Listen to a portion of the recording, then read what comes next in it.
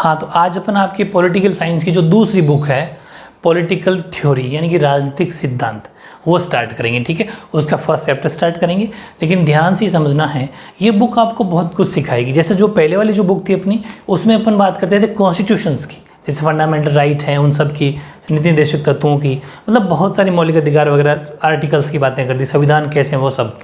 लेकिन ये जो बुक है ये आपके माइंड का डेवलप करेगी, आपको सोचना सिखाएगी, आपका मतलब कहते हैं कि मैच्योर बनाएगी कि राजनीति क्या होती है, पॉलिटिक्स क्या है, पॉलिटिक्स कैसे काम करती हैं, या फिर इस पॉलिटिक्स के पीछे कौन कौन ऐसे राइटर हुए हैं राजनीति को चलाने, जिससे राजनीति एक अच्छी चल सके, राजनीति की समझ विकसित हो सके, सोच विकसित हो सके, वो आप इस चैप्टर में पढ़ने वाले हो। बहुत इंपॉर्टेंट बुक है, थ्योरेटिकल शानदार बुक है।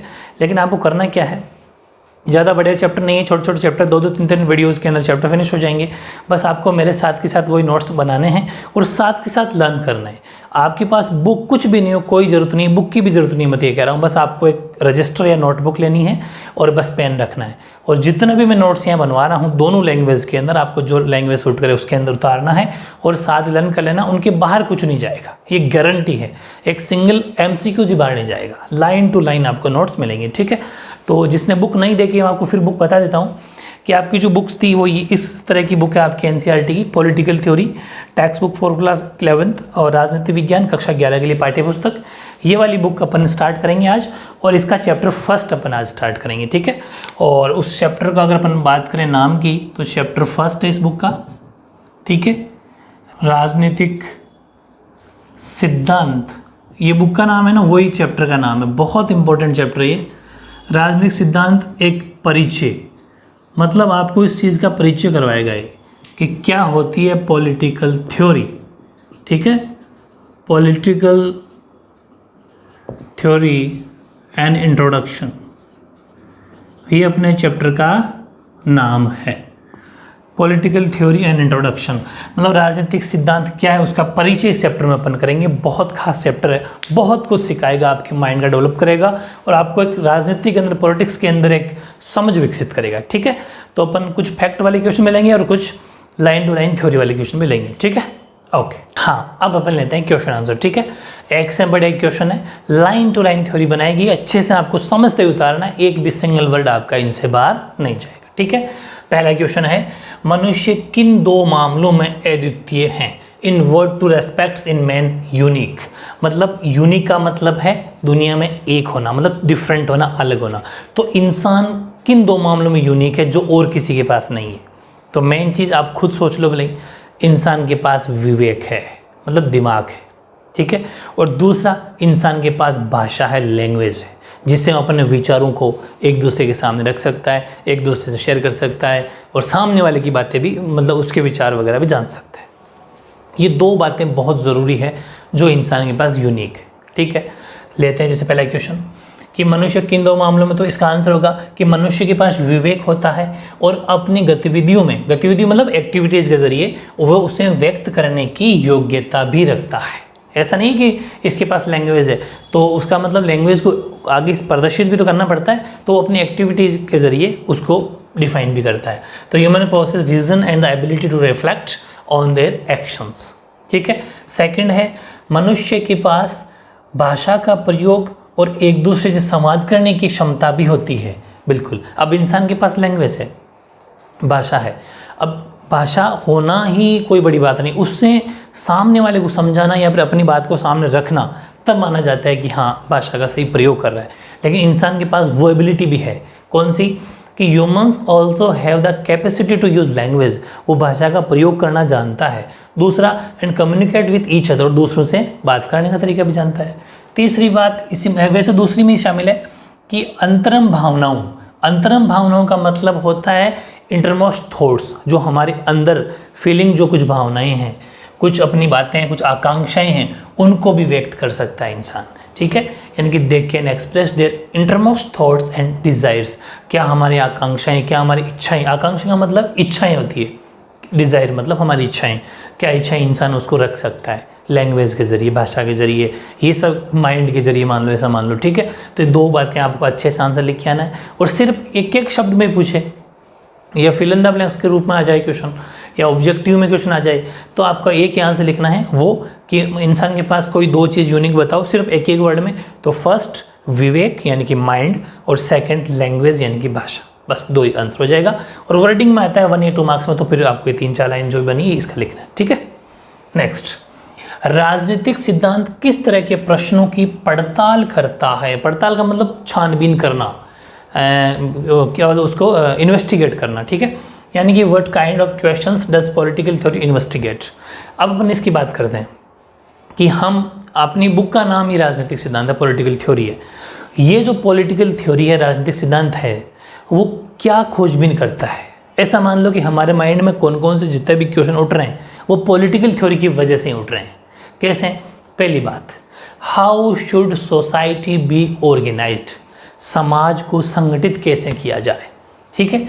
यानी कि समाज को कैसे संगठित होना चाहिए, ये हमें इसकी छानबीन पॉलिटिकल थ्योरी करता है। दूसरा, अच्छा इसका मतलब समझ गए, समाज सोसाइटी कैसे इकट्ठी रहेगी कि सोसाइटी के अंदर जाति, धर्म, मजहब या किसी गरीब अमीर इस तरह का कोई भेदभाव नहीं होना चाहिए, इन सब का नहीं होना चाहिए। कैसे समाज इकट्ठा रहे, इसके लिए हमें राजनीतिक सिद्धांत सिखाता है, उसकी खोजबीन करता है कि कैसे इकट्ठा रहा जाए। दूसरा, हमें सरकार की ज़रूरत क्यों है, why do we need government, इसका भी इन्वेस्टिगेट यही करता है। भाई आप 1 मिनट के लिए सोचो, अगर सरकार नहीं हो, 1 मिनट के लिए सोच के देखो क्या होगा। गवर्नमेंट नहीं हो तो फिर अपन किसके पास जाएंगे, कोई प्रॉब्लम आएगी तो। क्योंकि गवर्नमेंट का मतलब है हमारा एक रिप्रेजेंटेटिव, हमारा एक ऐसा बंदा जिसको हमने सब डेमोक्रेसी के जरिए, लोकतंत्र के जरिए चुन के भेजा है, वो हमारी बात रख सके अकॉर्डिंग टू कॉन्स्टिट्यूशंस, हमारे संविधान के नियम के अनुसार, ताकि वो प्रॉब्लम सुन लेगा। वरना अगर वो एक रिप्रेजेंटेटिव नहीं होगा, हमारा एक प्रतिनिधि नहीं होगा, फिर तो हर कोई ऐसे ठेकेदार बन के बैठ जाएगा, पंच बन के बैठ जाएगा कि मैं हूँ करने वाला। क्योंकि एक ऐसा होना चाहिए जिसकी हर कोई मान सके।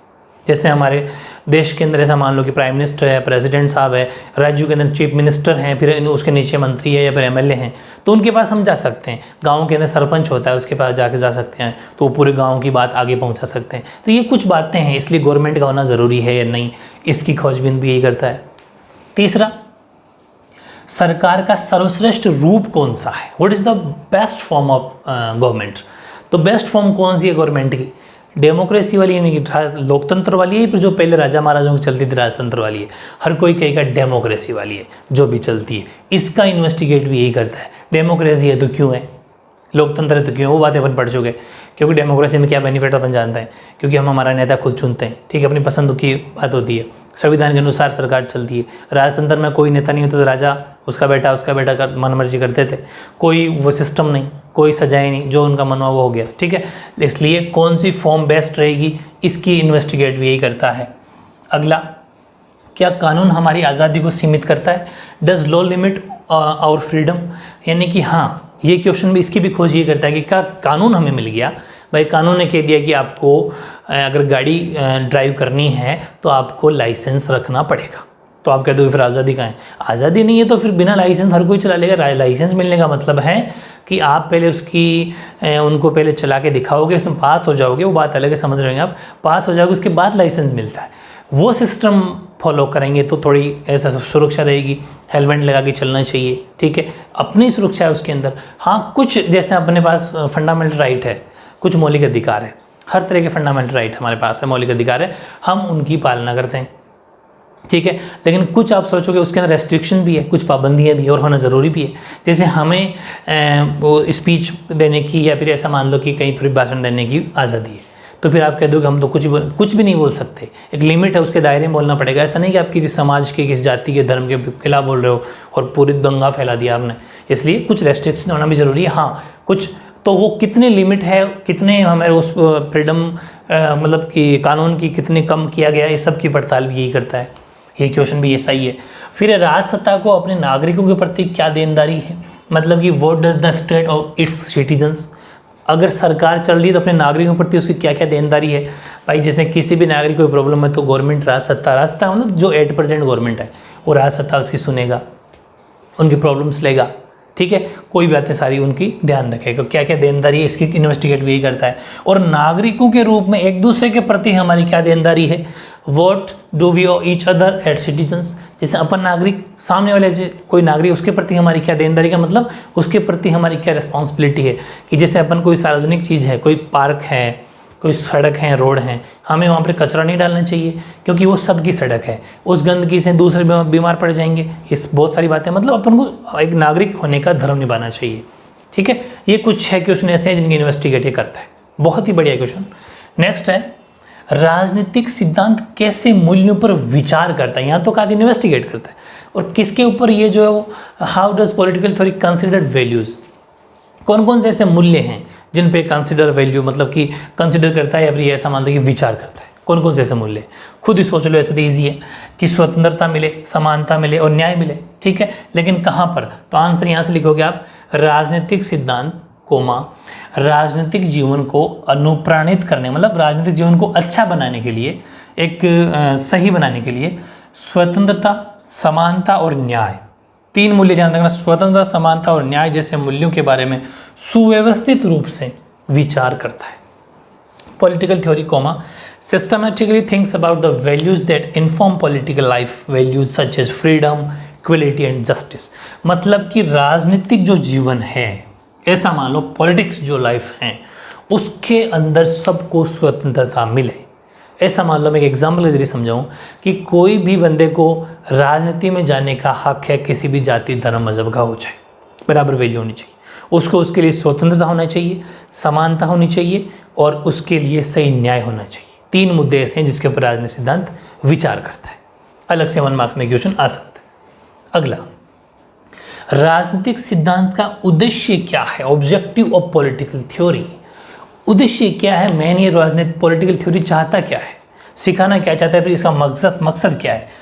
मकसद ये है कि नागरिकों को राजनीतिक प्रश्नों के बारे में तर्क संगत ढंग से सोचने और सामूहिक राजनीतिक घटनाओं को सही तरीके से आंकने का प्रशिक्षण देता है। ऐसा मान लो कि ये हमारा एक टीचर है जो बच्चों को सिखाते हैं टीचर, वैसे ही पॉलिटिकल थ्योरी भी हमें सिखाता है कि हमें कैसे राजनीतिक प्रश्नों के तर्क संगत, मतलब ऑथेंटिक, ऐसा नहीं कि ऐसे हवा में बातें कर रहे हो, तर्क संगत ढंग से कैसे हमें सोचना चाहिए, और जो भी सामयिक, मतलब कोई रेगुलर राजनीतिक घटनाएं हो रही है उनको सही तरह से उनका आकलन कैसे करना चाहिए।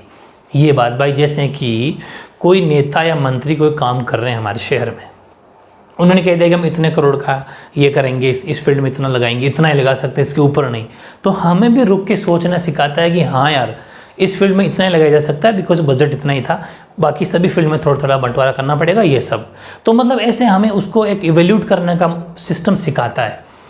The objective political theory is train citizens to think rationally about political questions and access the political events of our time। ठीक है, बहुत इजी है, मतलब जो भी राजनीतिक घटनाएं चलती हैं वो सही तरीके से उनका आंकलन करना में सिखाता है। फिर एक क्वेश्चन है, राजनीति क्या है। हालांकि यहाँ पर मैंने अलग लिखा है और राजनीति, एक आंसर और लूँगा, राजनीति क्या है क्वेश्चन और लूँगा, लेकिन दोनों क्वेश्चन दो तरीके से आपसे पूछेगा। ध्यान से समझना, इस क्वेश्चन के बारे में ध्यान से समझना। ये जो क्वेश्चन है वो इंपॉर्टेंट इसलिए हो जाता है कि ये 2 बार ही पूछेगा, डिफरेंट तरीके से पूछ सकता है। एक तो ये कह देगा कि राजनीति क्या है, इसमें अलग अलग जो लोगों ने विचार रखे हैं उनके अनुसार राजनीति क्या है। ठीक है, मतलब भाई अलग अलग राय, अलग अलग ओपिनियन है लोगों का, उनके अनुसार पॉलिटिक है। और एक आ जाए only for politic, what is politic या पॉलिटिक्स, वो अलग हो जाएगा। तो ध्यान रखना, मैं वापस बता रहा हूँ, क्वेश्चन नेक्स्ट लूँगा तब सारी बातें और क्लियर हो जाएगी। ये तो वो क्वेश्चन है जब आपसे पूछे कि लोगों का अलग अलग ओपिनियन क्या है। ठीक है, अलग अलग ओपिनियन क्या है, मतलब कि अलग अलग लोगों की राय क्या है। एक तो ये क्वेश्चन आ जाए, एडवाइस क्या, लोग क्या क्या बात करते हैं, एक तो ये, या फिर ओनली फॉर पॉलिटिक्स आ जाए तो फिर वो नेक्स्ट क्वेश्चन है। तो देखो ध्यान रखना कि लोग राजनीति के बारे में अलग अलग राय रखते हैं। पहली, राजनेताओं की राय में तो क्या है कि राजनीति एक प्रकार की जन सेवा है, ये तो राजनेता कहते हैं। ठीक है साहब, इन the opinion of politicians politics is A type of public service, ये तो राजनेता कहते हैं। दूसरी बात, कुछ अन्य लोगों की राय में राजनीति क्या है, वो सिर्फ दांव पेच और कुचक्रों भरी नीति है, कि बस जो जिसने ज़्यादा दांव पेच खेल लिए, जो ज़्यादा ऐसा मान लो कि अच्छा बोलना जानता हो वो जीत गया बस, और बाकी कुछ नहीं है, कुचक्र एक दूसरे के ऊपर आरोप तो प्रत्यारोप करके जीत जाते हैं। ये कुछ लोगों का है कि in the opinion of some others politics is a polity of stake and mischief. ठीक है, स्टेक का मतलब हो जाएगा दांव पेच, तीसरा, कुछ अन्य लोगों की राय में जो राजनेता करते हैं वही राजनीति है। कुछ अन्य लोग ये भी कहते हैं कि जो राजनेता कर रहे हैं ना वही तो है राजनीति। यानी कि if you think of politics is what politicians do. ठीक है, ये तीनों डिफरेंट है। अब एक क्वेश्चन अलग से हो जाएगा, व्हाट इज पॉलिटिक्स, लेकिन वो सिर्फ डेफिनेशन पूछे तब मैं आपको अलग बता दूंगा। ये तीन तरह की राय हैं, वो तीन तरह के ओपिनियन है, वो आपको लिखना है। ठीक है, नेक्स्ट, हम किस तरह एक बेहतर दुनिया रचने की आकांक्षा करते हैं। How do we aspire to create a better world. हम क्या ऐसे काम करते हैं जिस वजह से एक अच्छा विश्व बने, अच्छा संसार बने, एक अच्छी दुनिया बने, है ना, वो ध्यान से समझना। हालांकि मैं थोड़ा बहुत ऐसे बता दूं कि अपन क्या करते हैं कि यार सभी लोग मिलके रहें, सभी को बराबर हक मिले, सभी को बराबर न्याय मिले, आज़ादी मिले, सब स्वतंत्रता, फ्रीडम सब मिले, जस्टिस मिले। उसके लिए हम क्या करते हैं, कुछ इंस्टीट्यूशंस बनाते हैं, कुछ संस्थाएं बनाते हैं। जैसे वो हर जाति धर्म की अलग अलग संस्थाएं हो सकती है, वो अल्पसंख्यक या बहुसंख्यक अलग अलग हो सकती है, माइनॉरिटी या फिर मेजोरिटी की अलग अलग हो सकती है, ST SC के लिए अलग हो सकती है। हर तरह की अलग अलग संस्थाएं होती है जो उन लोगों की स्पेशल, जैसे महिलाओं के लिए, बच्चों के लिए, सबके लिए अलग अलग संस्थाएं हैं। ठीक है, संस्थाएं का मतलब इंस्टीट्यूशंस है, वो उन्हीं की बातें उठाते हैं। तो हर तरह के इंस्टीट्यूशन मिलकर गवर्नमेंट के ऊपर दबाव डालेंगे और गवर्नमेंट को प्रेशर जब आएगा तो उसको काम करना पड़ेगा। ठीक है, दूसरी बात, होना भी चाहिए, वरना उनके मुद्दे या प्रॉब्लम्स उठाएगा कौन। ठीक है, तो देखते हैं कि हम संस्थाएं बनाकर, वी क्रिएट इंस्टीट्यूशंस, फिर अपनी मांगों के लिए प्रचार अभियान चलाकर, कैंपेनिंग फॉर आवर डिमांड्स, जैसे हमारी मांगें पूरी करो। सुना होगा आपने, बहुत जगह खूब सारे ऐसे लोग करते हैं कि हमारी मांगें पूरी करो, मतलब अपनी जो भी मांगें उनको रखने के लिए जैसे हम कैंपेन चलाते हैं। ठीक है, या फिर सरकार की नीतियों का विरोध करते हैं। भाई अगर ऐसा कोई काम है जो पॉलिटिकल जो हमारी राजनीति है वो सही नहीं कर रहे, तो उसका अपोज करते हैं, opposing the policies of government. सरकार का हम विरोध करते हैं कि नहीं, आपकी पॉलिसी हमारे खिलाफ है, सही नहीं है। या फिर वाद विवाद तथा विचार विमर्श, ठीक है, डिबेट्स एंड डिस्कशन एक्सेट्रा। ये कुछ ऐसी बातें हैं जिससे हम एक बेहतर जीवन जीने का प्रयास करते हैं। अगर कोई, जैसे कि सरकार ने ऐसी पॉलिसी ला दी जो हम सब के लिए नुकसानदायक है, हम मिलके उसका विरोध करते हैं और उसको कैंसिल करवा देते हैं। या फिर हमारी कोई गवर्नमेंट ने, जब इलेक्शन हुए थे उस टाइम उन्होंने मांगे रखी थी कि हम इस फील्ड में नौकरियां देंगे, इस फील्ड में इतना काम करेंगे, ये करेंगे, अगर नहीं दिया तो फिर उसका विरोध करते हैं, है ना, अपना कैंपेन चलाते हैं। ये सब बातें हैं ताकि एक अच्छी लाइफ जी सके। ठीक है, यानी कि ये रहा। तो इसके बारे में लिखेंगे, आदि के द्वारा मौजूदा मतलब अभी जो प्रेजेंट में जो अव्यवस्था है और जो पतन के तर्कसंगत कारण तलाशते हैं और एक बेहतर दुनिया रचने की आकांक्षा करते हैं, इच्छा करते हैं।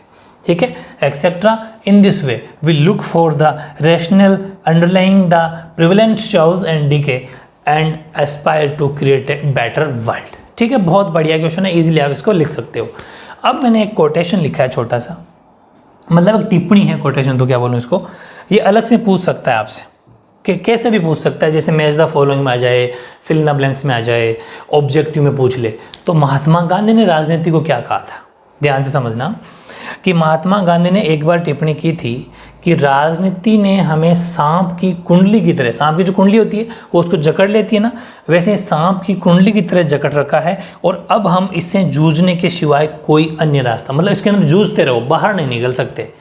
इन्होंने राजनीति के ऊपर एक व्यंग्य किया था, टिप्पणी की थी, कटाक्ष किया था कि Mahatma Gandhi once observe that politics envelops use like the coils of a snake and there is no other way out but to wrestle with it। ठीक है, इसके अंदर हमें क्या करना पड़ेगा, अब इसके अंदर जूझना पड़ेगा। ये महात्मा गांधी की एक टिप्पणी थी, है ना, इसको भी आप याद रखना।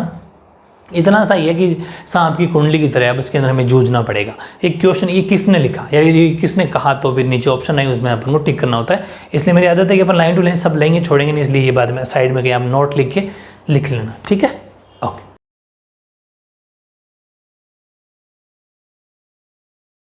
हाँ, अब देखो कुछ फैक्ट, बहुत ही इंपॉर्टेंट फैक्ट, सीधे सीधे एग्जाम में गारंटी इस चैप्टर से यहाँ से क्वेश्चन बहुत ज़्यादा आने हैं। दूसरी बात, कॉम्पिटेटिव एग्जाम में भी क्वेश्चन यहाँ से आएंगे। ठीक है, तो एक एक क्वेश्चन जो MCQs टाइप है, 1 वर्ड्स में, एक दो शब्दों में, लेकिन बहुत इंपॉर्टेंट है, बहुत खास है। ये पूरे चैप्टर के जितने भी इंपॉर्टेंट छोटे वाले क्वेश्चन थे वो बन गए अपने। अब एक या दो वीडियो में अपना चैप्टर कंप्लीट हो जाएगा, तो ज़्यादा बड़ा नहीं है। देखो क्वेश्चन देखो, पॉलिटिक्स के रचयिता कौन है? पॉलिटिक्स पुस्तक है, पॉलिटिक्स एक बुक है, उसके रचयिता who was the author of politics book, या पॉलिटिक्स बुक रचयिता बोल दो, चाहे लेखक बोल दो, चाहे राइटर बोल दो, वो है एरिस्टोटल। इंग्लिश में तो लोग एरिस्टोटल बोलते हैं, हिंदी में से अरस्तु बोलते हैं, अरस्तु, अरिस्टोटल या फिर अरस्तु। वैसे ही अपन रूसो, हिंदी में तो सिंपल रूसो बोल देते हैं, वैसे इंग्लिश के अंदर रोशेऊ, ऐसा थोड़ा अलग प्रोनाउंसिएशन है, वो देख लेना, वैसे कोई फर्क नहीं पड़ता। तो एरिस्टोटल इसके राइटर है, पॉलिटिक्स बुक के। वैसे ही देखो, गांधी जी ने भी एक बुक लिखी थी, राजनीतिक पुस्तक है उनकी, उसका नाम है हिंद स्वराज। तो गांधी जी की राजनीतिक पुस्तक का क्या नाम है? हिंद स्वराज, यानी कि name the political book of Gandhi ji, Hind Swaraj, बहुत इंपॉर्टेंट है, ठीक है। ऐसे ही एक बुक और लिखी थी प्लेटो ने, तो प्लेटो की प्रसिद्ध पुस्तक का नाम बताइए, यानी कि name the famous book of Plato, तो वो है द रिपब्लिक, द रिपब्लिक। देखो मैं एक बात बताऊँ, आप सोच रहे होंगे कि ये प्लेटो कौन है, गांधी जी के बारे में तो आपको आपकी सुना हुआ है, और ये अरिस्टोटल कौन है, मतलब अरस्तु कौन है, ये रूसो कौन है। देखो ये है पॉलिटिक, मतलब राजनीति विज्ञान।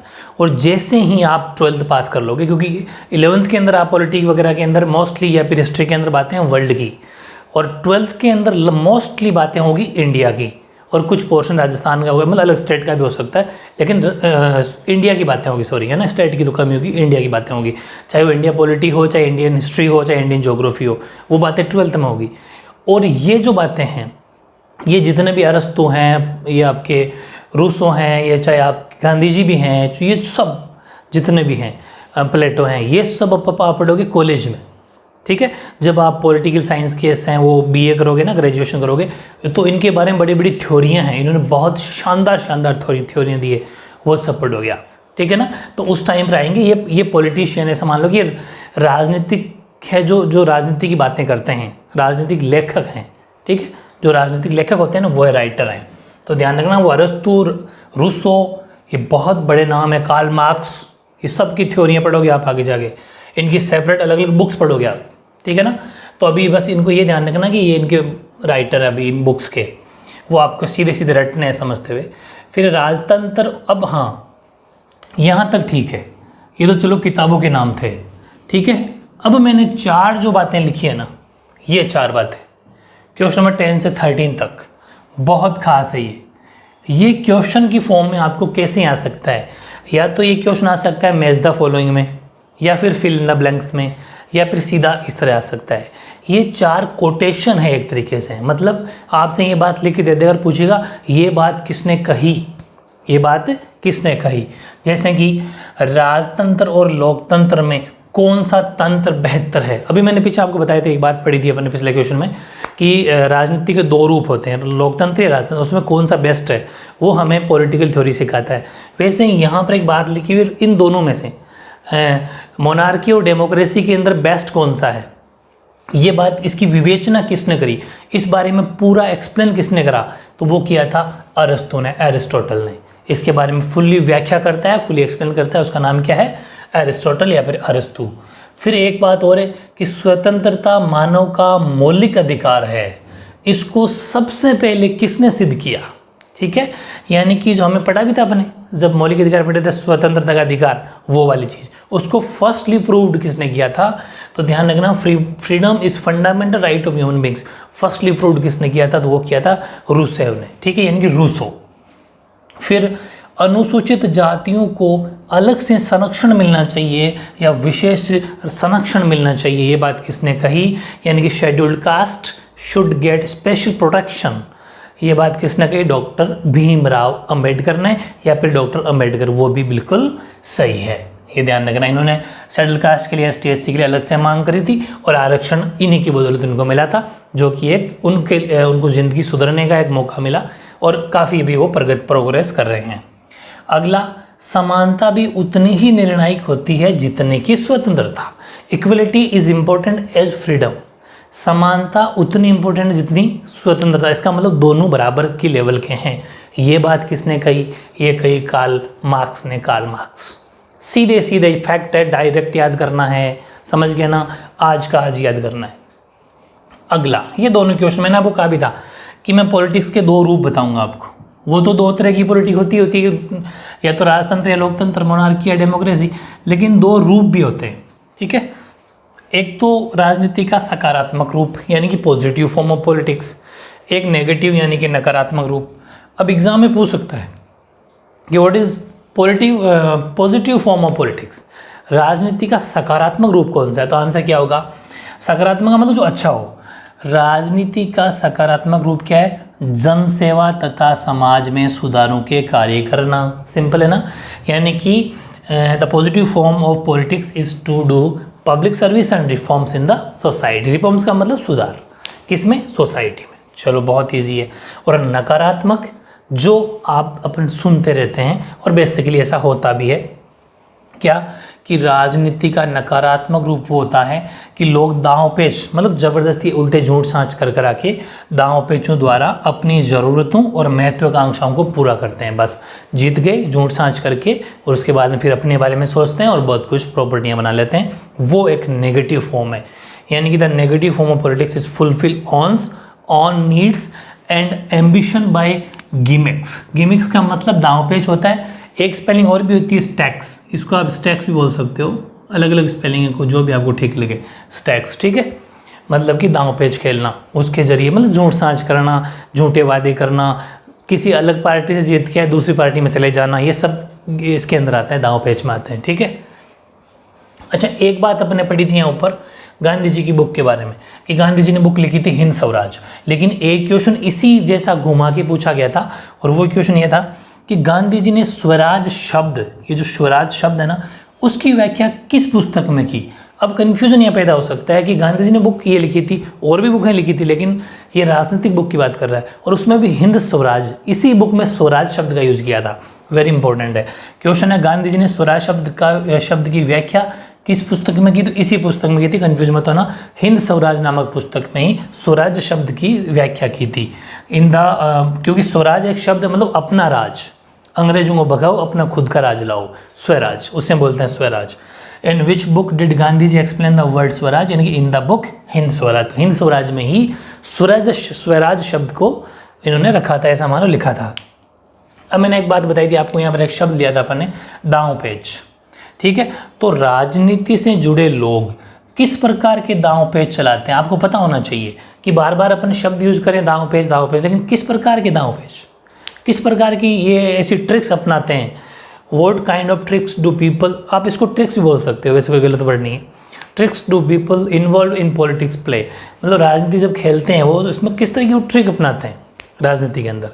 तो वो ट्रिक्स वो या फिर वो दांव पेच कौन कौन से होते हैं कि एक तो काम वो करते हैं कि किसी अलग पार्टी से जीतते हैं, और कभी कभी क्या होता है कि वो दल बदल लेते हैं, जब जीत जाते हैं उसके बाद में किसी अन्य पार्टी में चले जाते हैं। हालांकि अब दल बदल का कानून बन गया है, उसमें जल्दी से कोई भी नेता अपना दल नहीं बदल सकता, उसमें कुछ रूल रेगुलेशन है। अगर उतना कुछ होता है तो फिर दल बदल सकता है, जैसे कि पार्टी उसको परेशान करे या फिर अनैतिक कोई उसके ऊपर प्रेशर डाले, वो उसको बहुत सारे कारण हैं, और वो उसको प्रूव भी करना पड़ेगा कि ये इस तरीके से मेरे ऊपर प्रेशर है, तभी वो पार्टी को छोड़ सकता है। अब कानून बन चुका, लेकिन फिर भी ऐसे होते हैं कुछ निर्दलीय जीत जाते हैं, बिना पार्टी के जीत गए और फिर दूसरी पार्टी में चले गए, वो सब बातें हैं।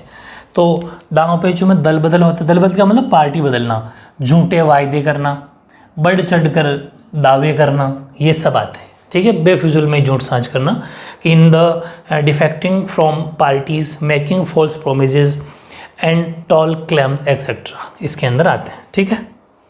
फिर हैं जो आज के लेखक हैं, आधुनिक लेखक जो मॉडर्न राइटर हैं, वो राजनीति को किस रूप से देखते हैं। वो बात सही है, ये जो आज के मॉडर्न राइटर देखते हैं वो बात ज़्यादा बेटर है।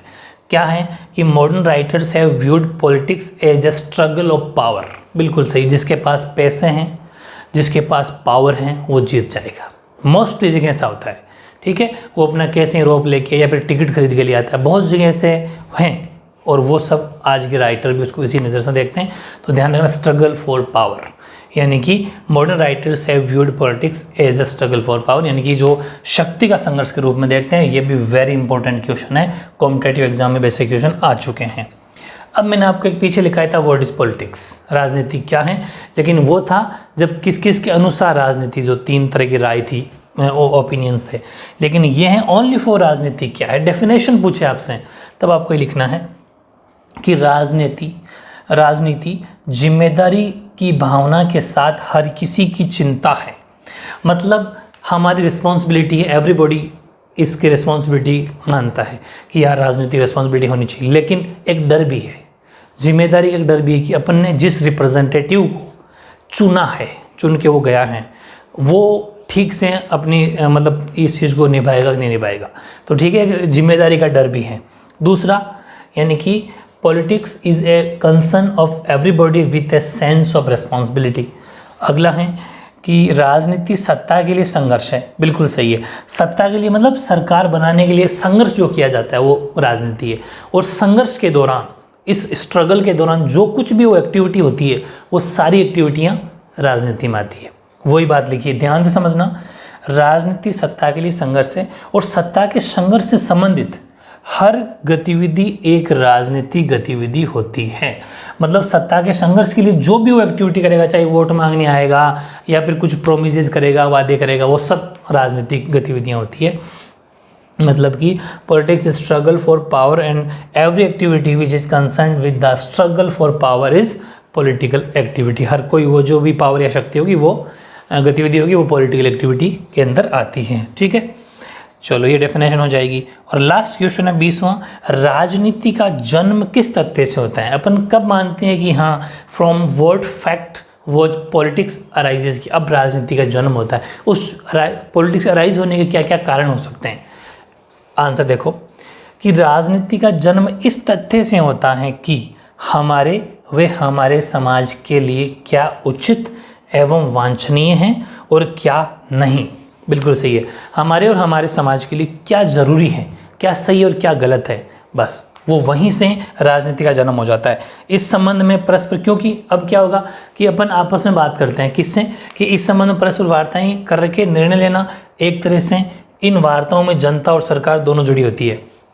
भाई जैसे राजनीति है, उसके अंदर जनता और सरकार दोनों आपस में वादे करते हैं। सरकार भी जो भी जीतेगी या फिर सरकार किसी के लिए काम करेगी, तो वो क्या करेगी, जनता की जो जो नीड्स है, जो जो प्रॉब्लम्स है, उनको ध्यान में रखते हुए तो करेगी। मतलब जनता से वार्ता भी करेगी कि हाँ आपके बोलो, जो भी उनके रिप्रेजेंटेटिव होंगे वो वहाँ की प्रॉब्लम लेके आएंगे, फिर उनको वो सॉल्व करेंगे। तो आपस में एक तरह दोनों जुड़े हुए हैं। हाँ, तो इंग्लिश में मैंने आंसर थोड़ा चेंज किया है, तो स्क्रीनशॉट वाले थोड़े सचेत हो जाना, वो यहाँ आके वापस स्क्रीनशॉट ले लेना। ठीक है, थोड़ी गलती हो गई है, तो ध्यान रखना कि इंग्लिश में क्या चेंज किया है कि politics arises from the fact that what appropriate and desirable for us and our society and what is not.